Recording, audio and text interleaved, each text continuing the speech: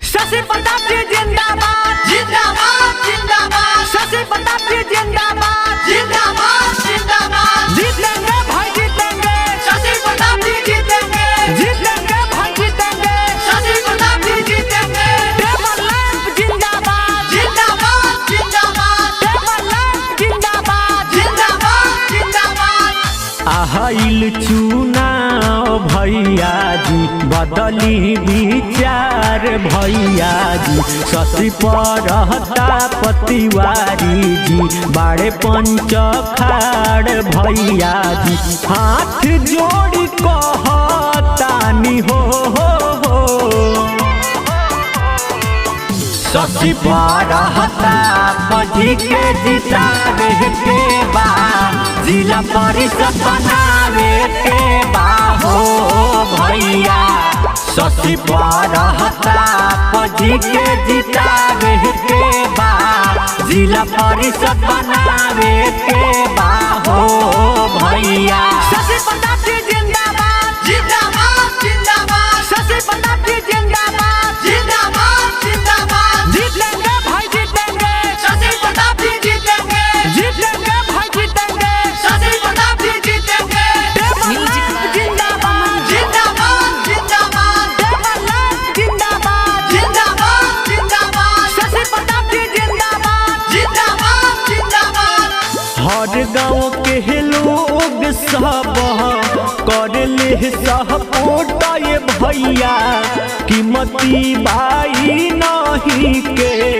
दी हो जाओ ये भैया शशि प्रताप जी जिंदाबाद जिंदाबाद जिंदाबाद होखी जे झगड़ा झंझट दी है सलटाई भैया जी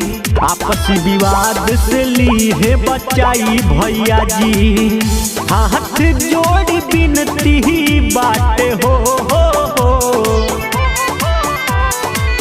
शशि प्रताप जी के जितावे के बा जिला परिषद बनावे के बा हो भैया शशि प्रताप जी के जितावे के बा जिला परिषद बनावे के बा हो भैया शशि प्रताप जी जिंदाबाद जिंदाबाद जिंदाबाद शशि प्रताप जी जिंदाबाद जिंदाबाद जिंदाबाद जीतेंगे भाई जीतेंगे शशि प्रताप जी जीतेंगे जीतेंगे भाई जीतेंगे शशि प्रताप जी जीतेंगे टेबल लैंप जिंदाबाद जिंदाबाद जिंदाबाद टेबल लैंप जिंदाबाद जिंदाबाद जिंदाबाद शशि प्रताप जी जिंदाबाद जिंदाबाद जिंदाबाद घूमी घूमी गावे गावे कहरस गोहार ये भैया दुखवा से मुक्ति मिली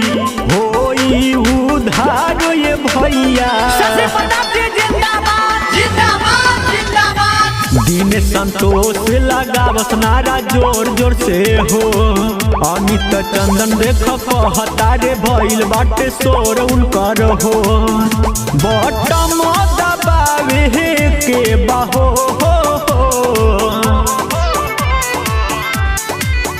शशि प्रताप जी के जितावे के बा जिला परिषद बनावे के बा हो